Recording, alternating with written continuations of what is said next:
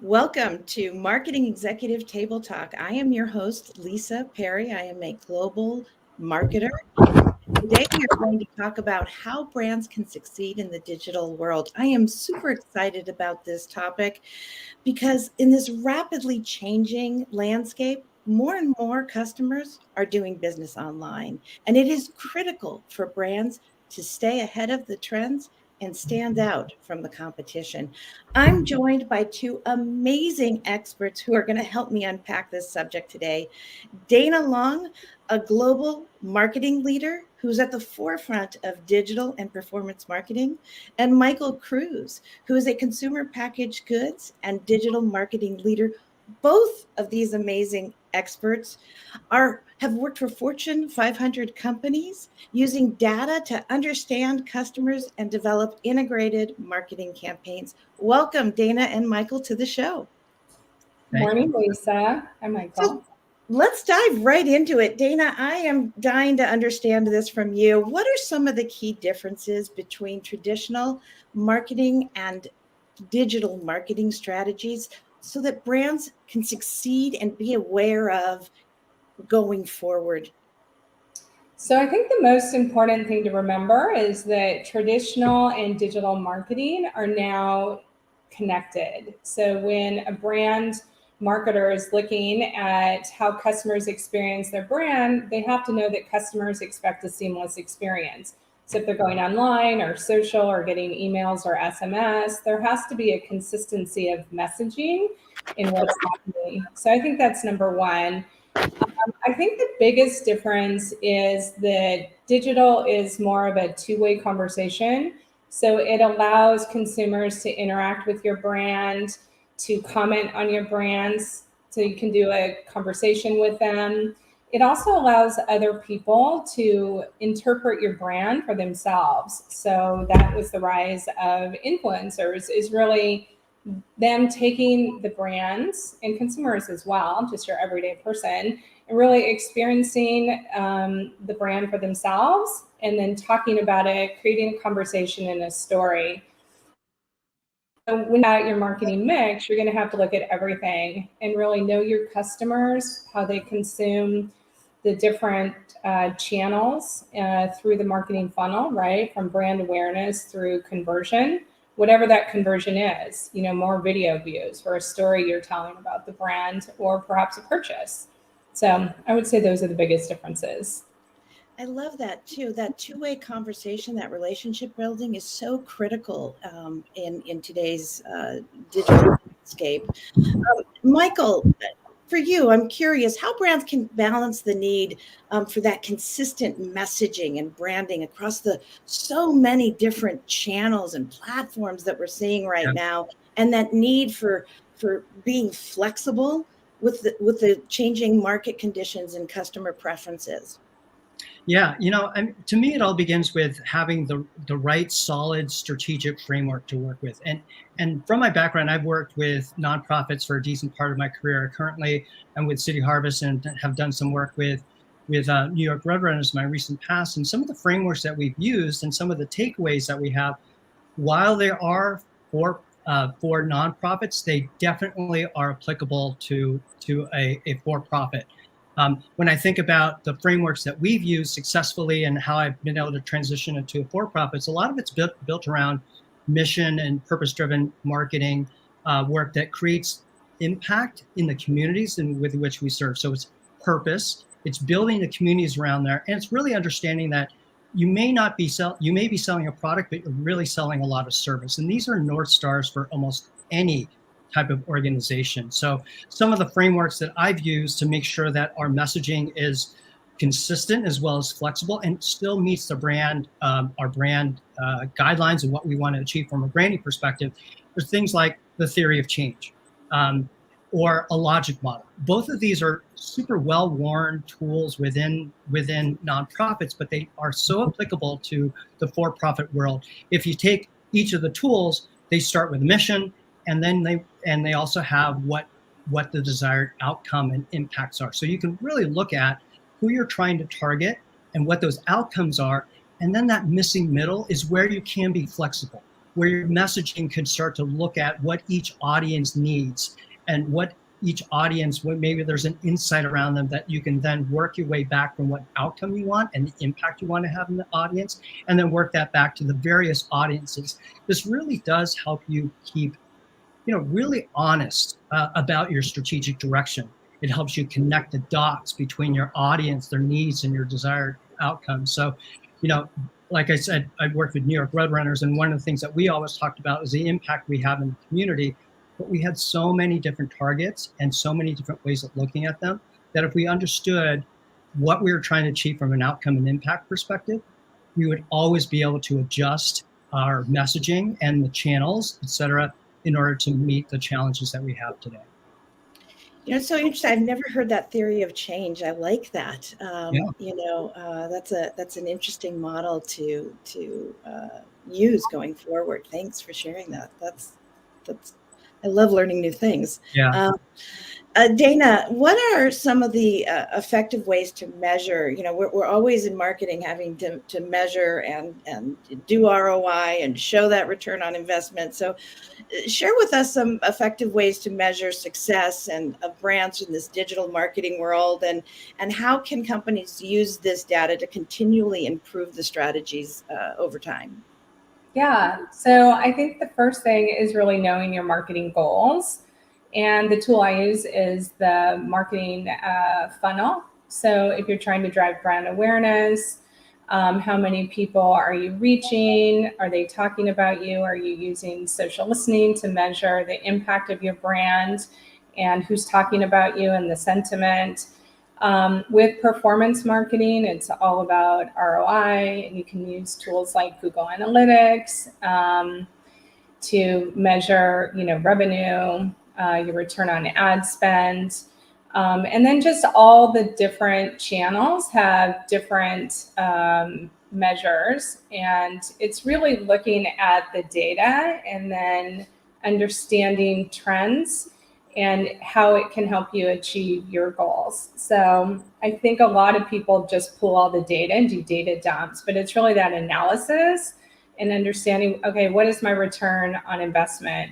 Am I understanding who my customers are in my CRM database? Am I segmenting them? Am I getting the right messaging out to the right target audiences at the right time? And how are they converting? And you can measure things with how your brand growth is happening, brand engagement, and your different content, video views, things like that. So it really ladders back to your goals and knowing who your customers are and then how you're measuring them on each channel to get a return on your investment, whether you're measuring for awareness, engagement, or purchase. And then really looking at that and writing action next steps for the next month. Typically, I'll look at data month over month and what is my benchmark for each channel, and then how am I performing against those benchmarks and my goals, and then how I can optimize. And digital is really great because it is the one medium where you're constantly testing, optimizing, getting better and better. It's very fast, it's very fluid. And that is really great because I think that's one of the reasons in the marketing world that you've seen this shift to digital. It's very quantitative. You can measure it. You can know pretty instantly or over a short amount of time what's working, what's not working, and to flex it in real time. Yeah, I love that. I think to your point, goals are so critical. You've got to get that up front. What is it you're trying to achieve? And you're right, the ability to pivot and learn and continually test. I'm curious, are there common mistakes that you see out there that people are making? Are there mistakes? Sorry. Common mistakes that people make, I think the data dumps, I see that a lot, is that it's like analysts will pull in a lot of data and it's just sort of spewing it out without realizing that the real, nuggets are in interpreting the data and really how it is laddering up to your brand. So I think that's one mistake, is not having the interpretation to make the data actionable.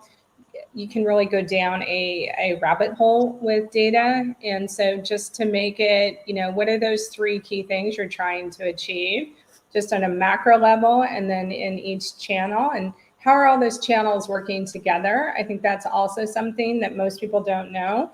When you're looking at the marketing mix, there's owned. It's those channels a brand owns. And it is paid. So what you're paying for, like that could be paid media, influencers, whatever, and earned, what people are saying about you. And so it's really critical that brands look at, almost like a conductor, what are those levers that you're pulling on organic and owned, earned, and paid, so that they're all working together to achieve your goals.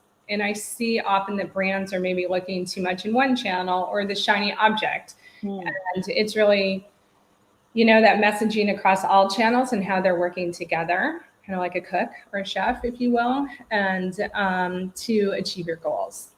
Oh, that's wonderful. Do you mind if I yeah, please.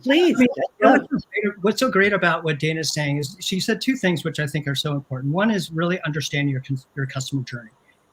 Actually, she started in a better way, which is understanding your audience and being able to segment that audience.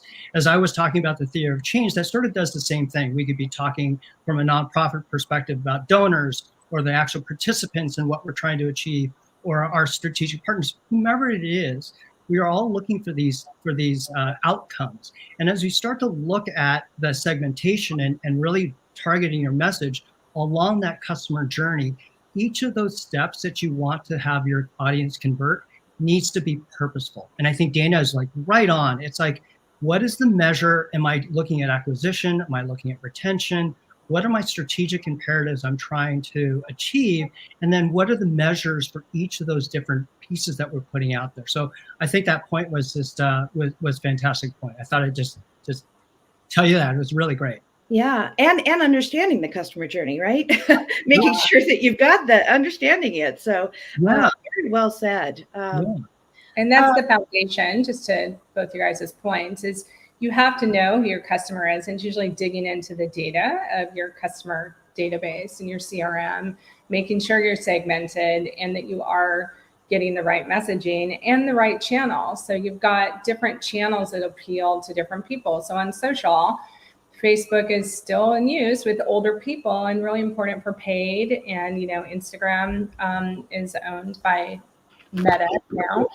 And then for younger audience, it's all about TikTok and SMS. So, it's really understanding not only the channels are on, and then on those channels, how you're messaging on those channels. Now, right now, trust and credibility with brands is a real hot topic. Where brands are taking a hit. I'm curious, Michael, what you think on some of the biggest challenges that brands face when it comes to building that trust and credibility, and how they can overcome some of the obstacles. Yeah, I think that's a really great question, because it sort of brings together everything that, from the question about using the theory of change to, how the question you have for Dana.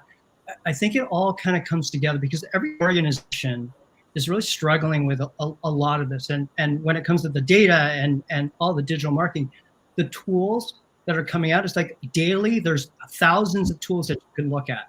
So, just the sheer volume of information is a challenge for people, the infinite choices that consumers have today. So just breaking through, I think every organization struggles with this. How am I going to be heard? How am I going to break through all that noise in order for me to differentiate and provide value to my audience?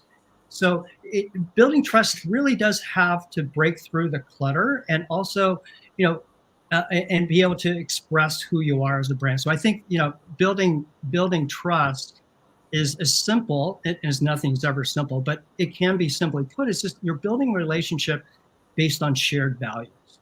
If you can build that relationship, not everyone's going to have the same values, but your target audience, if you know what their values are, you can really start to build trust around them. It's, for example, I know it's like, typical things that you want to have with a strong relationship. And by the way, I'm not talking about friends. I'm talking about someone like a strong, a very respected mentor or an advisor, and building that relationship with them, because they will be honest with you, they're reliable, and they're consistent. These are just some of the values that if you share these with the consumer, you really can start to build trust. I kind of look at it in three ways in terms of overcoming the obstacles. And it's really educate with thoughtfulness. And this is related to that well-worn term, thought leadership, but it works.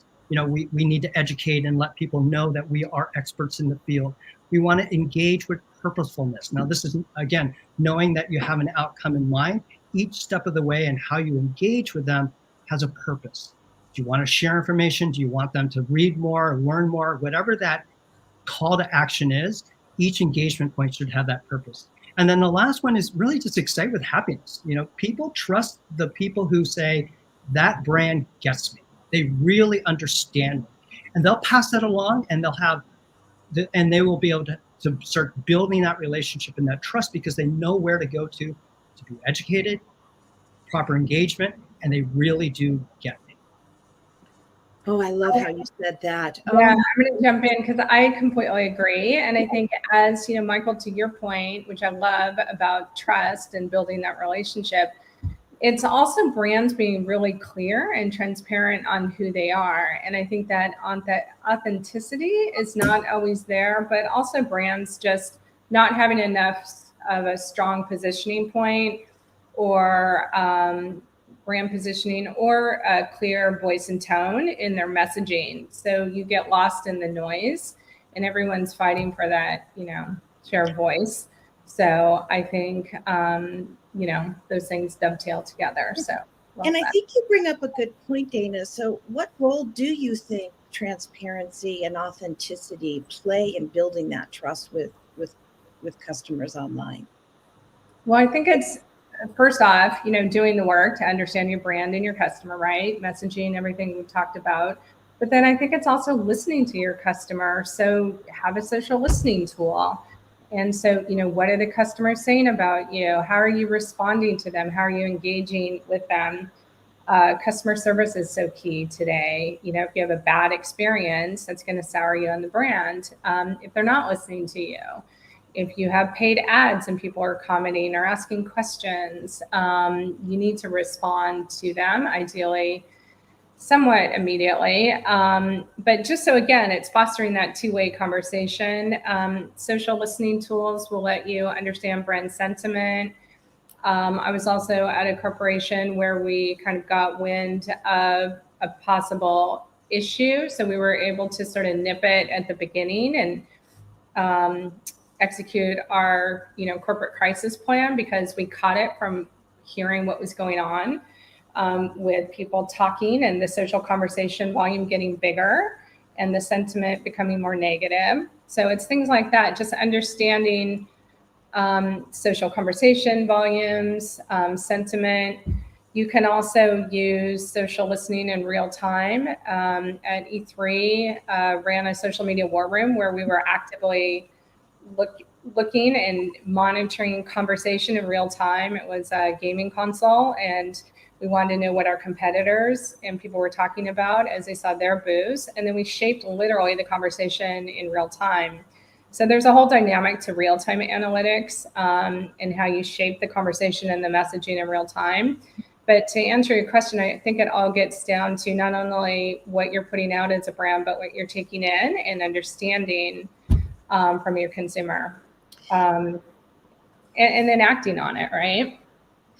And I think that leads into the social listening and how important that is today. And if you could just touch a little bit more on that, on why people should be considering that, and maybe provide some social listening tools in order to stay focused and hear what the customer feedback is and how they can utilize that. Yeah, absolutely. And Michael was absolutely right when you said there's a million tools, and there really are. And you're going to see similarities between all of them. If you go with an enterprise tool because you're a big Fortune 500 corporation, you're going to pay more, but you're going to get sort of all the bells and whistles, the Ferrari, if you will. So Sprinkler I used a lot at, Disney and Mattel, and it was great. You could put automated workflows in there to assign things to people, monitor social conversation volume. You could not only hear what customers are saying about you, but you can discover influencers and then create different influencer groups.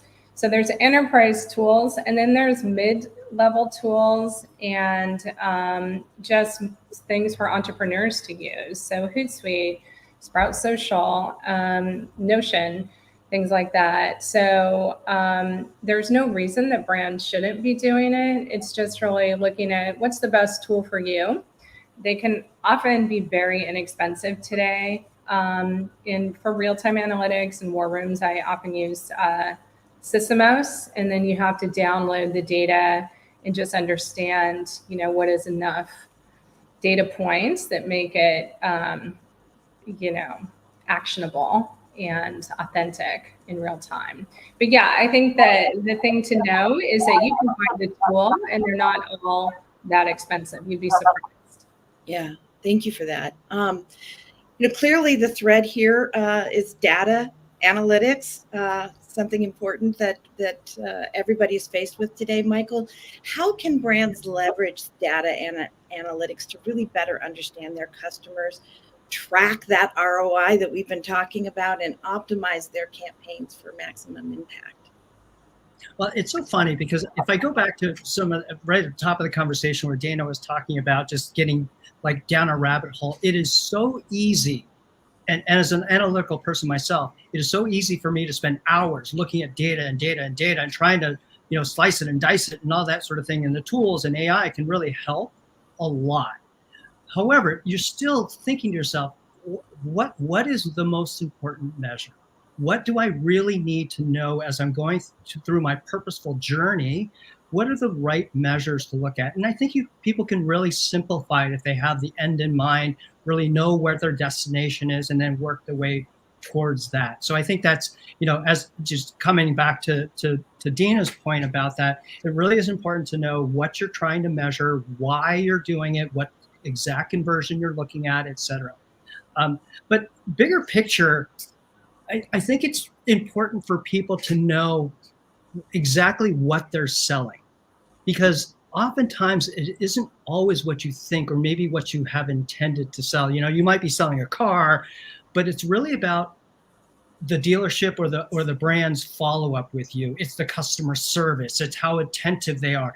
And to Dana's point, are you listening to me? Do you hear what I'm saying? Do you hear my problems? So many people can get wrapped up into it when they think, I'm just selling ice cream or I'm just selling a car. You really are selling something more than that. I'll go back to NYR as an example. People run the marathon, 55,000 people plus run the marathon every year. And we think we're selling the race. We're not. We're selling what the customer is buying is the journey. They're buying the entire experience, from the time they get accepted to the marathon, to their training, to what shoes to wear, to managing injuries, to everything else that gets them to race day. All of that is driven by the service that New York Road Runners provides along their journey. Are they there when they need for training? Are they there, et cetera? So one way then to leverage the data is make sure you really have mapped your journey correctly, accurately, and purposeful, so that you know what you're measuring, what kind of analytics you can use in order to interpret the tools that you have in place to be able to then really have that impact and track. And quite frankly, the part of your question was, how do you optimize your campaigns? Well, you optimize it by knowing what you really want that campaign to do. I always like the saying, start with the end in mind. And to me, that's what data analytics can help us do, is looking at peeling back that onion. What are the early outcomes that we want? We want people to sign up. What are the intermediate outcomes we want? We want people to have the tools that they need in order to train for the race. What's the final outcome? We want to see hands up in the air, satisfaction that they had a really great experience with New York Road Runners. So as you start to look at through the journey, early, intermediate, and final, set up your analytics in a way that you can sort of interpret that and look at the entire journey and really understand that you are not just selling a product, you're selling the full experience. You're selling everything along with it. It's so true. Start with the end in mind. map it out. You map it out. Yeah. It becomes so much clearer and easier when you do that, because you can get lost in the weeds if you don't do that. I think that is so insightful. Do you have any advice for how smaller or newer brands with limited resources could leverage data and analytics? Because I think that sometimes could be a challenge, right? Yeah, for sure. I mean, a lot of platforms, and Dana could probably speak to this a lot better than I can, but I'm sure there's a lot of, using your, I've worked for startups and have posted on that and really use their analytic tools.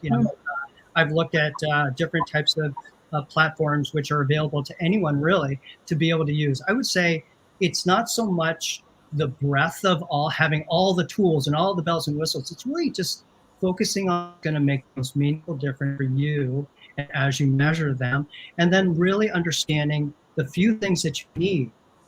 If we're launching an email campaign, and by the way, email capture is probably the number one thing to me. The top funnel activity should always be about expanding your reach, expanding your audience, really getting a lot of those things established. But for a small company, for startups, you really just keep it simple.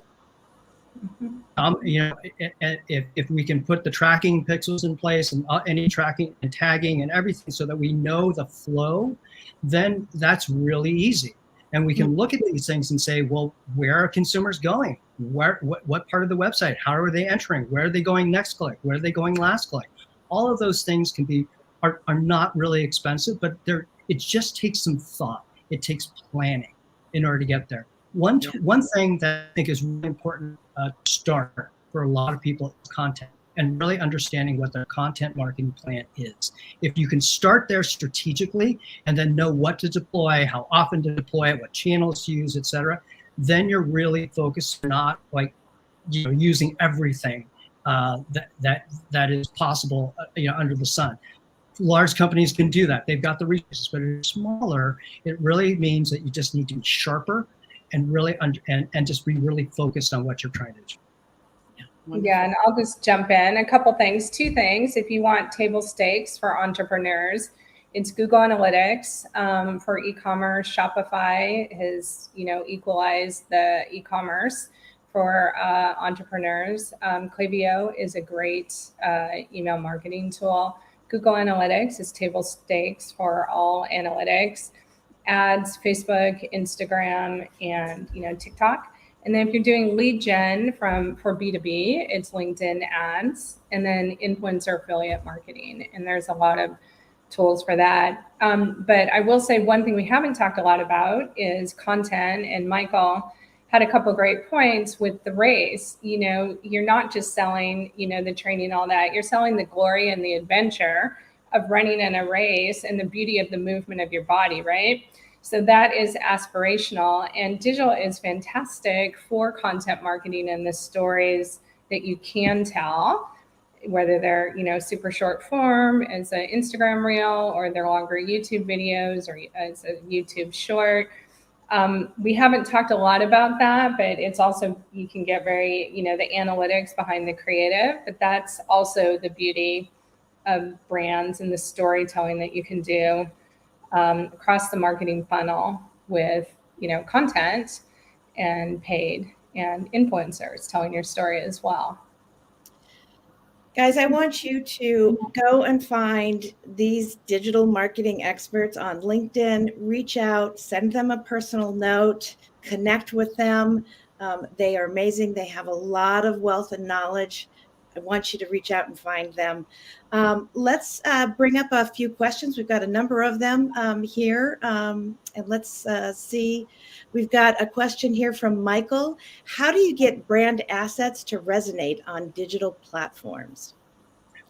Oh, boy, that's a really good question. And I don't think there's a one size fits all for, the right brand assets. It really is. I think Dana brought up a point before, is that really understanding the platform itself. Who is the audience? Who are you trying to speak to? And then designing that messaging around those assets, because then they could be, if you're talking about sizing and all that, that's less important than really the message. So in terms of designing that, it's really understanding the platform. So if I look at LinkedIn, when I start to do little B2B work, I will use LinkedIn because it's really important for us as a corporation or for a nonprofit to do that thought leadership. So we'll design the brand assets with that content plan to make sure that we're resonating with that audience that is on LinkedIn. If it's TikTok, then we'll really pivot and it'll be totally different than it would be in IG, and it's different with Facebook. So I really think, going back to Dana's point, it really is platform specific and designing the messaging first, and then the assets that are appropriate for that channel, whether that's lots of visuals, lots of videos, less copy heavy, long form, short form. It really does depend on the platform itself. Wonderful. Yeah, I agree. So for instance, email and SMS is more one-way conversation. Here's what's new, here's a sale. Whereas YouTube is engaging and draws them in, and Instagram Reels and TikTok is more two-way conversations. So just, agree with all those points. Yeah, I think, as you look at it, it's also, you're trying not to be too spammy. That's a challenge. Totally. How often are you posting, and trying to not be spammy? And I think it's a balance. It's really difficult, and I think you need to test and really understand your audience. Yeah, it's a fine line. Yeah, it's a fine line. Let's take one more question. This is from Catherine. What are the effective ways to integrate influencers into your marketing awareness campaigns? Would you use macro influencers, micro influencers, or a combination of both? Is that to me, or is that to Dana? Either one. Dana, you want to take that? Yeah, I think it depends where your industry is. For influencers, authenticity is key, right? So you're seeing the rise of the micro influencer. And that micro means that there's less of them, but they're more authentic. You see this a lot in beauty or gaming. So they know the industry, like beauty influencers and makeup artists. And so I think consumers will listen more to people who are authentic, are living and breathing the industry, like beauty, gaming, and the arts. Those are like three areas I've worked in, and super passionate fans, entertainment as well. And so they need to know that if they're looking to an influencer and you're a brand that is having an influencer represent your brand, that it has to be authentic and it has to be transparent. And with influencer campaigns, it's not always, it's definitely a collaboration and a partnership. In beauty, I did a lot of influencer activations in partnership with influencers. So they were doing, for instance, an exclusive collection of eyeshadows or things like that. So authenticity is the key. You're going to get that mass awareness with some of those big influencers, but you just have to make sure that they're brand appropriate. And there are a lot of influencer tools for discovery, but you just have to be careful because they may not always be so authentic. So there's influencer marketing has shifted a lot from just, send out your stuff and hope someone talks about you, to really, paid partnerships, strategic partnerships, things like that. And then, use your social listening tools to see who's talking about my brand. And there's a lot of discovery that you can do that really taps into the passionation of your brand fans and loyalists, and how great to bring them forward. And also the last point is that there's a lot of brand ambassadors that you can tap to talk about your brand. So maybe you've got some super social people in your company that can talk about your brand. There is that thought leadership, like Michael talked about, from senior executives. And, just transparency and authenticity, and make it interesting. Think of cool stories as a brand that you want to tell, and that you want to have influencers experience your brand and perhaps present it in a way that is unexpected, but, a surprise and delight moment for your customers and your fans. This has been amazing. You guys have given us some great insights and tips. Guys, I want you to follow Dana and Michael, reach out to them on LinkedIn, share with us what was most helpful today. And again, thank you all. This has been a wonderful wealth of information from you both. Until Thank next time for another Executive Table Talk. Thank you both. Thanks, Lisa. Thanks, Michael. Thanks, Lisa. Thanks, Dana.